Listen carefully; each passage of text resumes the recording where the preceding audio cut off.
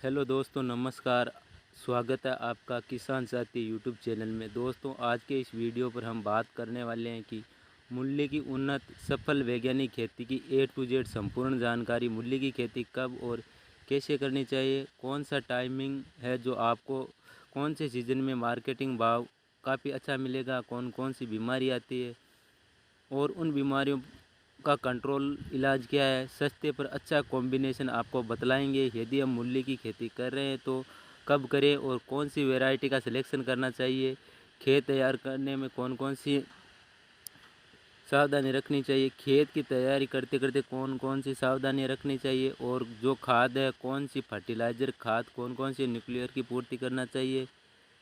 यदि हम गर्मियों के दिनों पर खेती कर रहे हैं तो कौन सी बीमारी आ सकती है, कौन कौन सी कीटनाशक दवाइयाँ बेहतर काम करने वाली है, क्योंकि बाज़ार में तो अनेक दवाइयाँ मिलती है, लेकिन अच्छा कॉम्बिनेशन आपको बतलाएंगे जिससे मुनाफा ज़्यादा से ज़्यादा हम निकाल पाएँ और मार्केट भाव है अच्छा मिल पाए।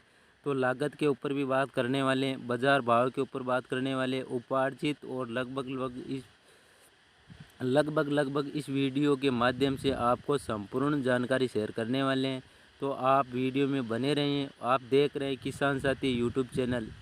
चलिए शुरू करते हैं। मूली की वैज्ञानिक खेती। सर्वप्रथम बात करते हैं अनुकूलन समय की। सबसे पहले जानना आपके लिए बहुत ज़रूरी है कि मूली की खेती के लिए उचित जो समय है कौन सा है। मूली की खेती आप 3 सीज़न पर कर सकते हैं: खरीफ की सीज़न, रबी की सीज़न और जायद की सीज़न।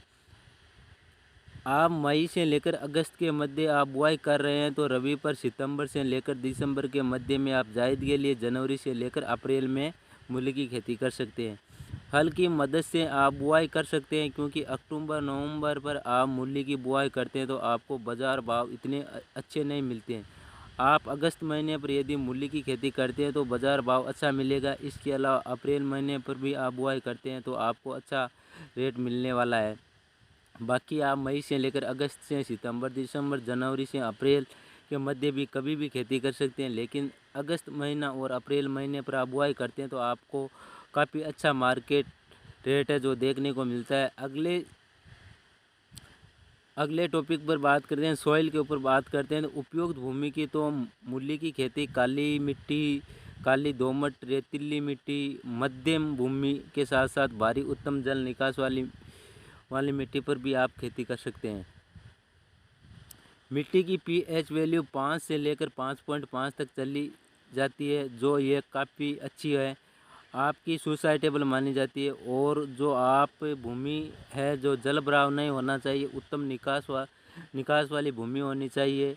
बाकी आप काली पीली भूमि पर भी कर सकते हैं मूली की खेती। आप उपयुक्त उत्पादन निकाल सकते हैं। मिनिमम टेम्परेचर 15 से लेकर 16 डिग्री से लेकर 30 के से 32 डिग्री सेल्सियस जो टेम्परेचर है काफ़ी अनुकूल माना जाता है।